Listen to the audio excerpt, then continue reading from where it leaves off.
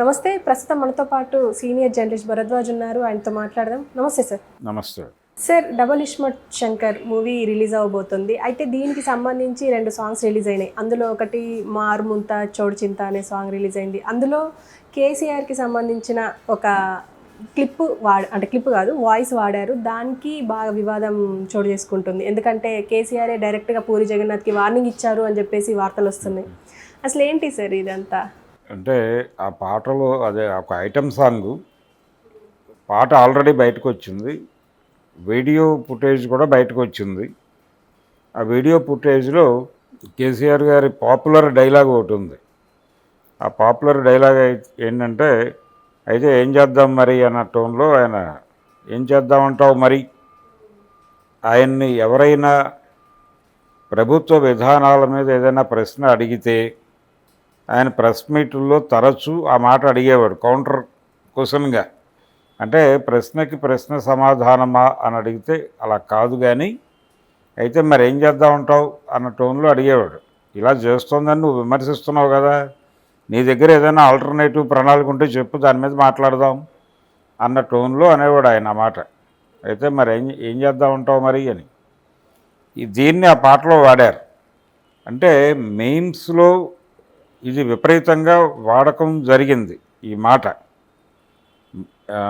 ఒక పర్సన్ని టార్గెట్ చేస్తూ పర్సనల్ లెవెల్లో మీమ్స్ అనేకం చేస్తున్నారు. ఈ మీమ్స్లో వెరీ పాపులర్ డైలాగ్స్ 2 ఉన్నాయి. ఒకటి అయితే ఏం చేద్దామంటావు మరి అనేది కేసీఆర్ డైలాగ్ అయితే, ఐపాయ్ అనేది జీఆర్ స్వామి గారి డైలాగు. ఈ రెండిటికి విపరీతమైన గిరాకీ ఉంది మీమ్స్ బిజినెస్లో, మీమ్స్ ఇండస్ట్రీలో. మీమ్స్ ఇండస్ట్రీ అనేది జరుగుతున్నమాట వాస్తవం. అంటే బురద వేసేటువంటి వ్యాపారం చాలా పెద్ద ఎత్తున జరుగుతోంది, కార్పొరేటైజ్ అయి జరుగుతోంది. డిజిటల్ మీడియా ప్లాట్ఫామ్స్ని టార్గెట్ చేస్తూ ఎవరినైనా సరే 5 నిమిషాల్లో బదనాం చేయవచ్చు అని కొన్ని పాకెట్స్ పనిచేస్తున్నాయి ఆ ఏరియాల్లో. వాళ్ళు వాడుతున్నారు దీన్ని విపరీతంగా, ఈ ఐపాయ్ అనేటువంటి దాన్ని. అలాగే బ్రహ్మానందం గారి మొహంతో అనేక మీమ్స్ వస్తున్నాయి, ఇంకా వస్తాయి కూడా. అంటే సాలబిలిటీ ఉంది ఆయనకి మీమ్స్ ఇండస్ట్రీలో. అలా మీమ్స్ ఇండస్ట్రీలో విపరీతంగా వాడకం జరిగినటువంటి డైలాగుని తీసుకొచ్చి నేను సినిమాలో వాడాను, తప్పే ఉంది అంటే సోషల్ మీడియాలో ఇన్ఫ్లుయెన్స్ అయిపోయిన డైలాగులని వాడకపోతే సినిమాలు ఆడవేమో అనే పరిస్థితి వచ్చింది ఒక దశలో. వాల్తేరు వీరయ్యలో చిరంజీవి గారు కూడా సోషల్ మీడియాలో పాపులర్ అయినటువంటి చాలా పదాలని వాడాడు దానిలో వాంటెడ్గానే.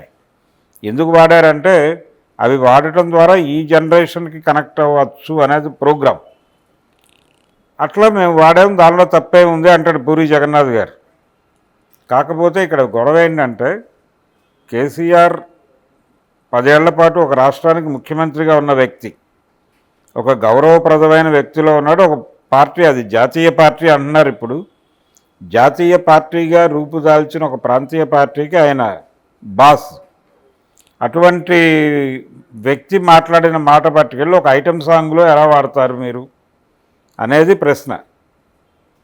వాడకం మొదలైన తర్వాత ఎక్కడైనా వాడతారో, అది మీమ్స్లోనూ వాడారు, ఇక్కడ వాడాము, తప్పే ఉంది అంటాడు ఆయన. మీమ్స్కి కర్మ క్రియ ఉండరు. అది ఎవరు పంపు చేస్తున్నారో తెలియదు, ఎవరు క్రియేట్ చేస్తున్నారో తెలియదు, బ్రెయిన్ బిహైండ్ ఎవరో అంతకంటే తెలియదు. కాబట్టి ఆ ఏరియాలో నడిచిపోయింది, మేము అక్కడ ఏం చేయలేక వదిలేసాం. కానీ దీనికి కర్మ క్రియ ఉన్నారు సినిమాకి, సెన్సార్ కూడా ఉంది. కాబట్టి సెన్సార్ వాళ్ళకు కూడా డిమాండ్ చేశారు వీళ్ళు, దయచేసి ఆ సినిమా రేపు ఎల్లుండో మీ ముందుకు వస్తుంది, అది కట్ చేసేయండి అని.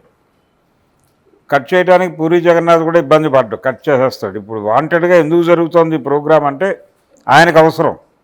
ఈ సినిమాకు బజ్ క్రియేట్ అవుతుంది, జనం మాట్లాడుకుంటారు ఈ సినిమా గురించి కనీసం. ఒకవేళ ఈ ఉద్దేశంతోనే అది పెట్టాడా, బీఆర్ఎస్ ఎలాగూ రియాక్ట్ అవుతుంది, దాడి చేస్తుంది, ఈ దాడి తన మీద జరిగేటువంటి ప్రచారంగా భావించాలి అని అనుకుని ఆయనే ఇది డిజైన్ చేశాడు అనేది ఒక డౌట్ ఉంది కొంతమందిలో.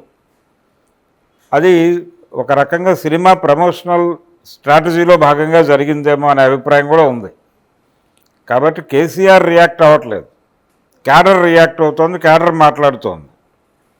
గొడవ పడుతోంది. ఆల్రెడీ సెన్సార్ వాళ్ళకి కూడా ఇస్తారు. సెన్సార్ వీలైతే అక్కడ ఆ పదం వచ్చిన దగ్గర బీప్ వేయచ్చు.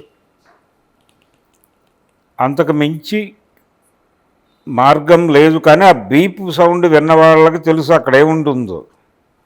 ఆ బీప్ సౌండ్ వినగానే బీప్ ఎందుకు వేస్తారు, అక్కడ ఏదో ఉందని తెలియజేయటం కోసం. ఛానల్స్లో కూడా బీప్లు ఎందుకు వేస్తారంటే అక్కడ ఏమీ లేకపోయినా ఏదో ఉన్నట్టుగా ప్రజలు అనుకుంటారు కాబట్టి ఓ బీప్ సౌండ్ పడేస్తారు. అదే జరుగుతుంది. రేపు పొద్దున్న సెన్సార్ ముందుకు వెళ్ళినప్పుడు అది కట్ చేసి బీప్ వేయండి అంటారు. వాళ్ళు అయిపోతుంది, సర్టిఫికేట్ ఇచ్చేస్తారు, బయటకు వచ్చేస్తుంది సినిమా. అయితే ఆ సినిమాకు ఒక బజ్ క్రియేట్ అవుతోంది ఈ గొడవ ద్వారా. ఈ బజ్ క్రియేట్ అవటం అనేది పూరి జగన్నాథ్ వ్యూహం. దీనికోసం వాంటెడ్గా అతను పెట్టుంటాడు. కేసీఆర్ మాట వాడి మనం కన్వీనియంట్గా ఇది ఆల్రెడీ మీమ్స్లో వాడబడుతోంది కాబట్టి చొరవతో నేను తీసుకున్నాను అని చెప్పుకోవడానికి తనకొక ఆర్గ్యుమెంట్ ఉంటుంది. ఇన్ ది సేమ్ టైం ఇది పెట్టడం ద్వారా వాళ్ళు గొడవకి సిద్ధమైతే జనాల్లోకి సినిమా పెడుతుంది, జనాలకి సినిమా గురించి తెలుస్తుంది, ఒక క్యూరియాసిటీ క్రియేట్ అవుతుంది. ఆ క్యూరియాసిటీ మీద మనం వ్యాపారం చేసుకోవచ్చు. ఇంత వ్యూహం ఆలోచించే ఆ మాట పెట్టాడు అతను పూరి జగన్నాథ్. ఏది కేసీఆర్ గారు రెగ్యులర్గా ప్రెస్ మీటుల్లో వాడుతూ మీమ్స్లో విపరీతంగా సర్క్యులేట్ అయినటువంటి అయితే ఏం చేద్దామంటావు మరి అనే డైలాగ్ పూరి జగన్నాథ్ మీద తెలంగాణ సినిమా వాళ్ళకి మాత్రమే కాదు, తెలంగాణ పొలిటీషియన్స్కి కూడా ఒక సందేహం ఉంది. పూరి జగన్నాథ్ కెమెరామెన్ గంగతో రాంబాబు అనే సినిమా తీసినప్పుడు రాష్ట్ర విభజన వేగవంతమైనటువంటి దశ అది. ఇక్కడ ఉద్యమాలు జరుగుతున్నాయి, అక్కడ ఉద్యమాలు జరుగుతున్నాయి. అక్కడ సమైక్యాంధ్ర ఉద్యమం జరిగితే ఇక్కడ తెలంగాణ వేర్పాటువాద ఉద్యమం జరుగుతోంది. ఆ టైంలో ఆయన గంగతో రాంబాబు అనే సినిమాలో చాలా స్పష్టంగా రాష్ట్రం కలిసి ఉండటమే మంచిది విడిపోవటం కన్నా కూడా అనే అభిప్రాయాన్ని ఆ సినిమా ద్వారా పంపు చేశాడు అతను. దీంతో పాటు ఆయన ప్రో సమైక్యాంధ్ర అనిపించుకోవడంతో పాటు ఇతను జగన్మోహన్ రెడ్డి మనిషేమో అని అనిపించేలాగా కూడా ఆ సినిమాలో కొన్ని సన్నివేశాలు, క్యారెక్టర్ల నడక ఉంటుంది.